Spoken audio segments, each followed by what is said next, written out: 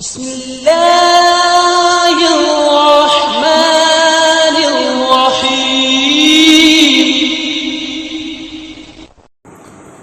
السلام علیکم ورحمۃ اللہ وبرکاتہ۔ حیات صحابہ کرام رضی اللہ عنہم کی تیسری قسط حضرت عبداللہ ابن حذافہ السہمی رضی اللہ عنہ کے نام۔ ہر مسلمان کے لیے ضروری ہے کہ وہ عبداللہ ابن حذافہ رضی اللہ عنہ کے سر کا بوسہ دے، اور میں اس کی ابتدا کرتا ہوں۔ ارشاد حضرت فاروق اعظم رضی اللہ عنہ۔ ہماری داستان کے بطل جلیل صحابہ کرام رضی اللہ عنہم میں سے وہ عظیم المرتبت صحابی ہے جنہیں عبداللہ ابن حذافہ السہمی رضی اللہ عنہ کے نام نامی سے یاد کیا جاتا ہے۔ تاریخ کے لیے ممکن تھا کہ وہ ان کے بارے میں تغافل شعاری کا وہی سلوک روا رکھتی جیسا کہ ہزاروں انسانوں کے بارے میں اس نے روا رکھا، لیکن اسلامی انقلاب نے حضرت عبداللہ ابن حذافہ رضی اللہ عنہ کو موقع عطا کیا کہ اس دور کی دو بڑی طاقتوں سے ملے، یعنی قیصر روم اور شہنشاہ ایران۔ ان سے مل کر ایسی داستان کو جنم دے جو زمانے کے حافظہ اور تاریخ کے اوراق میں ہمیشہ محفوظ رہے۔ فارس کے بادشاہ کسریٰ سے عبداللہ ابن حذافہ رضی اللہ عنہ کی ملاقات 6 ہجری کو ہوئی، جب نبی اکرم صلی اللہ علیہ وسلم نے عجمی بادشاہوں کو اسلام کا پیغام دینے کی خاطر خطوط دے کر صحابہ کرام کو وفود کی شکل میں مختلف ممالک کی طرف روانہ کیا۔ رسول اللہ صلی اللہ علیہ وسلم کو اس مشن کی اہمیت کا پہلے سے اندازہ تھا۔ یہ قاصد ایسے دور دراز ممالک کی طرف روانہ ہو رہے تھے جن کے بارے میں ان کا کوئی تجربہ اور علم نہ تھا۔ صحابہ کرام رضی اللہ عنہم نہ تو ان ممالک کی زبان سے آشنا تھے اور نہ آداب شاہی اور مزاج شاہانہ سے واقف تھے۔ اس سے بڑھ کر ترا یہ کہ ان کی دعوت کا مقصد بادشاہوں کو اپنا اختیار کردہ دین ترک کرنے، سلطانی اور حکمرانی سے دستبردار ہونے کا اور دائرہ اسلام میں داخل ہونے پر آمادہ کرنا تھا۔ مہم بذات خود بہت خطرناک تھی۔ اس کے معنی تھے کہ اس مہم پر جانے والا ہتھیلی پر جان رکھ کر جائے اور جب کامیابی سے لوٹ آئے تو یوں سمجھے جیسے اس نے نیا جنم لیا ہے۔ معاملے کی اہمیت کے پیش نظر رسول اللہ صلی اللہ علیہ وسلم نے صحابہ کرام رضی اللہ عنہم کو جمع کیا اور اللہ سبحانہ و تعالیٰ کی حمد و ثنا کے بعد ارشاد فرمایا، میں چاہتا ہوں کہ تم میں سے بعض حضرات کو تبلیغ اسلام کے سلسلے میں شاہان عجم کی طرف روانہ کروں، لیکن خبردار تمہاری جانب سے اس معاملے کی وہ نوعیت نہ پیدا ہونے پائے جو حضرت عیسیٰ علیہ السلام اور بنی اسرائیل کے درمیان رونما ہوئی تھی۔ اس کے جواب میں صحابہ کرام رضی اللہ عنہم نے یک زبان ہو کر عرض کیا، یا رسول اللہ، ہم آپ کے حکم کی بہرحال تعمیل کریں گے اور آپ کی منشا کے مطابق فرائض پوری ذمہ داری سے سر انجام دیں گے۔ آپ جہاں چاہے ہمیں بھیج دے۔ حضرت صلی اللہ علیہ وسلم نے ان میں سے 6 صحابہ کرام رضی اللہ عنہم کا انتخاب کیا کہ ملوک عرب اور شاہان عجم کی طرف دعوتی خطوط لے کر جائے۔ ان 6 میں سے ایک حضرت عبداللہ ابن حذافہ رضی اللہ عنہ بھی تھے جو رسول اللہ صلی اللہ علیہ وسلم کے مکتوب گرامی کو لے کر فارس کے بادشاہ کسریٰ کی طرف روانہ ہوئے۔ حضرت عبداللہ ابن حذافہ رضی اللہ عنہ نے اپنی سواری تیار کی، بیوی بچوں کو الوداع کہا اور تنہا صحراؤں اور میدانوں کو طے کرتے ہوئے سرزمین فارس میں جا پہنچے۔ بادشاہ سے ملاقات کی اجازت طلب کی اور درباریوں اور مکتوب گرامی کے اہمیت سے آگاہ کیا۔ اس مرحلے پر شاہ ایران نے ان کی آمد کی خبر سن کر شاہی دربار کو آراستہ کرنے کا حکم دے دیا اور اس سلسلے میں ایک خصوصی اجلاس طلب کر لیا اور زعماء فارس کو اس اجلاس میں شریک ہونے کا حکم دیا۔ اس اہتمام کے بعد حضرت عبداللہ ابن حذافہ رضی اللہ عنہ کو دربار میں آنے کی اجازت دی۔ حضرت عبداللہ ابن حذافہ رضی اللہ عنہ شاہ ایران کے دربار کی کیفیت سے ناواقف تھے کہ انہوں نے ایک معمولی چادر زیب تن کر رکھی تھی جس سے عربوں کی سادگی صاف طور پر جھلک رہی تھی۔ آپ کا سر بڑا اور جسم گٹا ہوا تھا۔ اسلام کی عزت و وقار کے شعلے دل میں بھڑک رہے تھے اور اسی طرح ایمان کی عظمت و بلندی دل کی گہرائیوں میں دمک رہی تھی۔ اور کسریٰ نے جب انہیں اپنی طرف آتے ہوئے دیکھا تو حاشیہ نشینوں میں سے ایک کو اشارہ کیا کہ وہ ان سے خط پکڑے۔ ایوان میں سے ایک شخص نے آگے بڑھ کر جب ان سے خط لینا چاہا تو آپ نے فرمایا یہ نہیں ہو سکتا، رسول اللہ صلی اللہ علیہ وسلم نے مجھے حکم دیا ہے کہ میں یہ خط براہ راست کسریٰ کے ہاتھ میں تھماؤں، میں رسول اللہ صلی اللہ علیہ وسلم کے حکم عدولی کی جرت ہرگز نہیں کر سکتا۔ یہ دیکھ کر کسریٰ نے حکم دیا اسے چھوڑ دو اور میرے پاس آنے دو۔ جب حضرت عبداللہ ابن حذافہ رضی اللہ عنہ کسریٰ کے قریب آئے تو اس نے آپ کے ہاتھ سے خط وصول کیا اور اہل حیرہ کے عربی ترجمان سے کہا کہ اس خط کو کھولے اور اس کے مندرجات پڑھ کر مجھے سنائیں۔ مکتوب گرامی کا آغاز ان الفاظ سے ہوا تھا، من محمد رسول اللہ الى کسریٰ عظیم فارس سلام علی من اتبع الہدی۔ یہ پیغام محمد صلی اللہ علیہ وسلم اللہ تعالیٰ کے رسول کی جانب سے عظیم فارس کسریٰ کے نام، سلامتی کا استحقاق اس کو ہے جو ہدایت کی راہ پر چلا۔ کسریٰ نے ابھی خط کے ابتدائی الفاظ ہی سنے تھے کہ اس کے سینے میں غیظ و غضب کی آگ بھڑک اٹھی، چہرہ سرخ ہو گیا اور گردن کی رگیں پھول گئی، کیونکہ رسول اللہ صلی اللہ علیہ وسلم نے خط میں اپنا نام پہلے لکھا تھا اور اس کے بعد میں کسریٰ نے مغلوب الغضب ہو کر خط چھین لیا اور اسے پرزے کر دیا اور بغیر یہ جانے کہ خط میں کیا لکھا ہے چیخ کر یوں گویا کہ میرا غلام ہو کر اسے یہ جرت کیسے ہوئی کہ مجھے اس طرح مخاطب کرے۔ پھر حکم دیا کہ حضرت عبداللہ ابن حذافہ رضی اللہ عنہ کو میرے دربار سے نکال باہر کیا جائے، چنانچہ ان کو دربار سے نکال دیا گیا۔ حضرت ابن حذافہ رضی اللہ عنہ ایوان کسریٰ سے نکل کر چل دیے، انہیں کہیں کچھ علم نہ تھا کہ اب ان کے ساتھ قضا و قدر کیا سلوک روا رکھنے والی ہے، انہیں قتل کر دیا جائے گا یا انہیں آزاد چھوڑ دیا جائے گا۔ اس پر زیادہ عرصہ نہ گزرا تھا کہ یہ کہہ اٹھے بخدا حضرت صلی اللہ علیہ وسلم کا خط پہنچا دینے کے بعد مجھے اس بات کی کوئی پرواہ نہیں کہ میرے ساتھ کیا سلوک روا رکھا جائے گا، یہ کہہ کر اونٹنی پر سوار ہوئے اور چل دیے۔ جب کسریٰ کا غصہ تھما تو اس نے درباریوں کو حکم دیا کہ عبداللہ ابن حذافہ کو میرے پاس دوبارہ پیش کیا جائے۔ انہوں نے ہر چند تلاش کیا مگر کہیں بھی آپ کا سراغ نہ ملا۔ آخر میں انہیں اتنا پتہ چلا کہ وہ جزیرۃ العرب سے نکل کر کہیں آگے چلے گئے ہیں۔ جب حضرت عبداللہ ابن حذافہ رضی اللہ عنہ نبی اکرم صلی اللہ علیہ وسلم کی خدمت اقدس میں حاضر ہوئے اور بتایا کہ اس نے آپ کے غرامی نامے کو پھاڑ کر پھینک دیا تھا، اس پر آپ نے فرمایا اللہ تعالیٰ اس کے قبائے اقتدار کے پرزے اڑا دے۔ ادھر کسریٰ نے یمن میں اپنے نائب بازان نامی جنرل کو حکم دیا کہ حجاز میں جس شخص نے نبوت کا اعلان کیا ہے اسے گرفتار کرنے کے لیے فوراً اپنے ہاتھ سے 2 آدمی روانہ کرے جو اسے پکڑ کر میرے دربار میں پیش کرے۔ بازان نے رسول اللہ صلی اللہ علیہ وسلم کی گرفتاری کے لیے اپنے 2 مضبوط جرنیل ایک خط دے کر مدینہ منورہ روانہ کر دیے۔ اس خط میں لکھا تھا کہ خط دیکھتے ہی بلا تاخیر ان کے ہمراہ کسریٰ کے دربار میں پہنچ جائے، انہیں یہ بھی تاکید کی کہ اس شخص کا پوری طرح کھوج لگائے اور اس کے بارے میں پوری معلومات حاصل کرے۔ یہ دونوں شخص تیزی سے سفر کرتے ہوئے پہلے طائف پہنچے۔ قریش کے چند تاجروں سے ان کی ملاقات ہوئی، ان سے حضرت صلی اللہ علیہ وسلم کے بارے میں دریافت کیا۔ انہوں نے کہا کہ وہ یثرب میں رہتے ہیں۔ تاجروں کو جب یہ معلوم ہوا کہ یہ تو نبی اکرم صلی اللہ علیہ وسلم کو گرفتار کرنے کے لیے جا رہے ہیں تو وہ خوشی سے پھولے نہ سمائیں، شادہ و فرحاں مکہ پہنچ کر ان الفاظ میں مبارکباد دی، اے اہل قریش خوش ہو جاؤ اور چین سے رہو، کسریٰ کی محمد سے ٹھن گئی ہے اور ان کو گرفتار کرنے کے لیے اپنے آدمی روانہ کر دیے ہیں، اب تم اس کے شر سے بچ جاؤ گے۔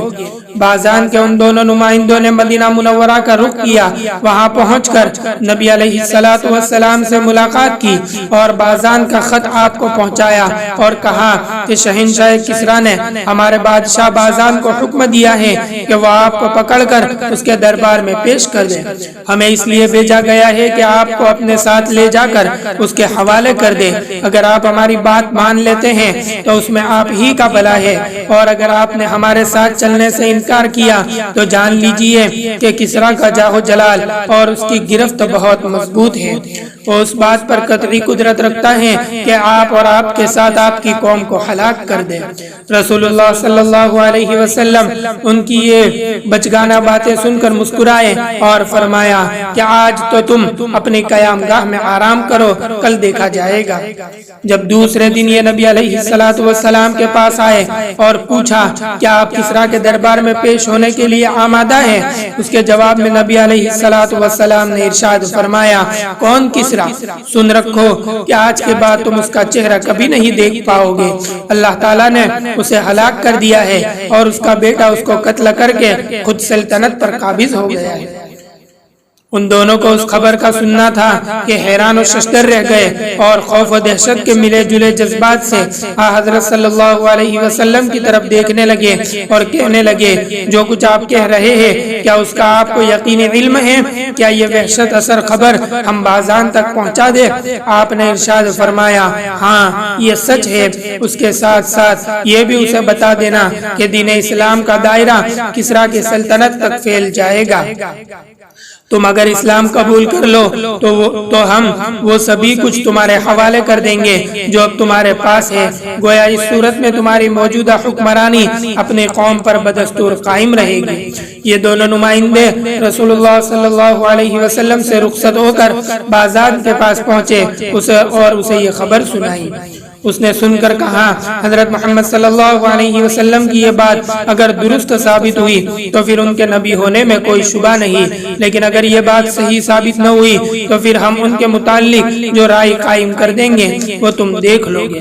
ابھی زیادہ عرصہ نہ گزرا تھا کہ بازان کو کسریٰ کے بیٹے شیروی کا خط موصول ہوا جس میں یہ تحریر تھی، میں نے کسریٰ کو مار ڈالا ہے اور مارا بھی اس لیے ہے کہ اپنی قوم کا انتظام لے سکوں۔ اس نے اپنے عہد اقتدار میں میری قوم کے شرفاء کا قتل عام شروع کیا تھا۔ یہی نہیں، اس نے ان کی عورتوں کی بے حرمتی بھی کی ہے اور ان کے مال و دولت کو غصب بھی کیا ہے۔ میرا یہ خط جب تمہارے پاس پہنچے تو تم میرے حلقہ بغوش اختیار کرنا۔ بازان نے شیروی کا خط پڑھا تو خط کو ایک طرف پھینک دیا اور اسلام کے حلقہ بغوش ہو گیا اور اس کے ساتھ بلاد یمن کے تمام فارسی النسل باشندے بھی مسلمان ہو گئے۔ یہ تو حضرت عبداللہ ابن حذافہ رضی اللہ عنہ کی فارس کے بادشاہ کسریٰ کے ساتھ ملاقات کی دلچسپ داستان ہوئی۔ قیصر روم کے ساتھ ان کی ملاقات کی تفصیلات کیا ہیں؟ قیصر کے ساتھ آپ کے ملاقات کا واقعہ حضرت عمر ابن خطاب رضی اللہ عنہ کے دور خلافت میں پیش آیا۔ یہ بھی ایک عجیب و غریب داستان ہے۔ سن ہجری 19 میں حضرت عمر ابن خطاب رضی اللہ عنہ نے جنگ کے لیے مجاہدین اسلام کا ایک لشکر روانہ کیا جس میں حضرت عبداللہ ابن حذافہ رضی اللہ عنہ بھی شریک تھے۔ بادشاہ روم کے پاس لشکر اسلام کے متعلق خبریں برابر پہنچ رہی تھی اور اسے معلوم تھا کہ مجاہدین اسلام پختہ حوصلے، سچائی کے خوگر اور راہ خدا میں اپنی جان نثار کرنے کے جذبے سے سرشار ہے۔ اس نے اپنی فوجوں کو یہ حکم دے رکھا تھا کہ اگر لشکر اسلام میں سے کوئی قیدی تمہارے ہاتھ لگے تو اسے زندہ پکڑ کر میرے پاس لے آنا۔ اللہ کا کرنا ایسا ہوا کہ حضرت عبداللہ ابن حذافہ رضی اللہ عنہ کو رومی فوج نے گرفتار کر لیا اور قیصر کے سامنے حاضر کیا۔ اسے یہ بتایا کہ ہم ایسے شخص کو گرفتار کر لائے ہیں جو محمد صلی اللہ علیہ وسلم کے ان ساتھیوں میں سے ہے جنہوں نے سب سے پہلے دعوت اسلام کو قبول کیا۔ جب حضرت عبداللہ ابن حذافہ رضی اللہ عنہ کو بادشاہ روم کے سامنے پیش کیا گیا تو اس نے آپ کو بنظر غائر دیکھا، پھر کہنے لگا میری ایک تجویز ہے۔ حضرت عبداللہ نے فرمایا وہ کیا؟ اس نے کہا میری تجویز یہ ہے کہ آپ عیسائیت قبول کر لیں۔ آپ کو میری یہ تجویز اگر منظور ہو تو میں آپ کو آزاد کر دوں گا اور آپ کے ساتھ عزت و تکریم کا معاملہ روا رکھوں گا۔ حضرت عبداللہ ابن حذافہ رضی اللہ عنہ نے جرأت و عزم کا اظہار کرتے ہوئے فرمایا یہ ممکن ہی نہیں، جس چیز کی طرف آپ مجھے دعوت دے رہے ہیں اس سے 1000 درجہ یہ بہتر ہے کہ میں مر جانا پسند کروں۔ قیصر روم نے کہا آپ مجھے بہادر انسان معلوم ہوتے ہیں، آپ میری یہ تجویز قبول کر لیں تو میں آپ کو اپنی سلطنت میں شریک کر لینے پر بھی تیار ہوں۔ بیڑیوں میں جکڑا ہوا یہ قیدی اس پر مسکرایا اور یوں گویا ہوا، اللہ کی قسم آپ مجھے اپنی حکومت اور جزیرت العرب کی مملکت دے کر بھی یہ امید نہیں رکھ سکتے کہ میں دین محمد سے ایک لحظے کے لیے بھی منحرف ہو جاؤں۔ اس نے غضبناک ہو کر کہا، میں آپ کو قتل کر دوں گا۔ آپ نے فرمایا، آپ جو چاہے کر دیکھیں۔ اس کے بعد آپ کو پھانسی دے دینے کا حکم صادر کر دیا گیا۔ اس کا حکم یہ تھا کہ تختہ دار پر اس شخص کو اس طرح تیروں کا نشانہ لگاؤ کہ تیر اس کے ہاتھوں کے بالکل قریب گرے اور ہاتھوں کو زخمی کر دے۔ چنانچہ اس کے حکم کے مطابق نشانہ باندھا گیا اور تیر چلایا گیا۔ اس نازک اور تکلیف دہ موقع پر قیصر روم نے آپ کو دوسری مرتبہ دعوت دی، لیکن آپ نے صاف انکار کر دیا۔ پھر اس نے حکم دیا کہ اب اس کے بالکل پاؤں کے قریب تیر مارو۔ اس حکم کی بھی تعمیل کی گئی۔ اس موقع پر بھی اسلام کو ترک کر دینے اور عیسائیت کے حلقے گوش ہو جانے کی دعوت دی۔ آپ نے ایسا کرنے سے قطعی طور پر انکار کر دیا۔ بالآخر قیصر روم نے حکم دیا کہ اسے تختہ دار سے نیچے اتار دو۔ پھر ایک بہت بڑی دیگ منگوائی گئی اور اس میں تیل ڈال کر نیچے آگ جلا دی گئی۔ جب تیل کھولنے لگا تو اس نے حکم دیا کہ مسلمان قیدیوں کو حاضر کیا جائے۔ اس کے حکم کے مطابق 2 مسلمان قیدی پیش کر دیے گئے۔ دیکھتے ہی دیکھتے ان میں سے ایک کو کھولتے ہوئے تیل میں پھینک دینے کا حکم دیا۔ گرم اور کھولتے ہوئے تیل میں گرتے ہی اس کا گوشت پوشت چٹکنے لگا اور چشم و زن میں کھال ہڈیوں سے الگ ہو گئی۔ اس کے بعد وہ حضرت عبداللہ ابن حذیفہ رضی اللہ عنہ کی طرف متوجہ ہوا اور کہنے لگا، اب بھی موقع ہے، عیسائیت کو قبول کر لو۔ آپ نے پہلے سے بڑھ کر دعوت کو ٹھکرا دیا۔ جب قیصر حد درجہ مایوس ہو گیا تو اس نے چاروں ناچار انہیں کھولتے ہوئے تیل میں پھینک دینے کا حکم دے دیا۔ جب آپ کو دیگ کے پاس لایا گیا تو آپ کی آنکھوں سے بے اختیار آنسو ٹپک پڑے۔ قیصر کے حواریین نے جب یہ دیکھا تو عرض کیا کہ حضور، یہ تو سچ مچ رو رہا ہے۔ اس نے گمان کیا کہ شاید یہ اس تکلیف سے گھبرا گیا ہے، اسے میرے پاس لاؤ۔ جب آپ کو قیصر کے سامنے پیش کیا گیا تو اس نے پھر آپ کو تیسری مرتبہ عیسائیت کے سامنے سر جھکا دینے کی دعوت دی۔ آپ نے اس بار بھی انکار کر دیا۔ اس نے تعجب سے پوچھا، ارے یہ بات تبھی تو تم روئے کیوں تھے؟ آپ نے جواب میں کہا، میرے رونے کی وجہ یہ تھی، یہ منظر دیکھ کر میرے خیال میں آیا تھا کہ میرے پاس تو صرف ایک ہی جان ہے، کاش میرے پاس 1000 ایسی جانیں ہوتی اور ہر جان کو اس کھولتے ہوئے تیل میں ڈال کر اللہ کی راہ میں قربان کر دیتا۔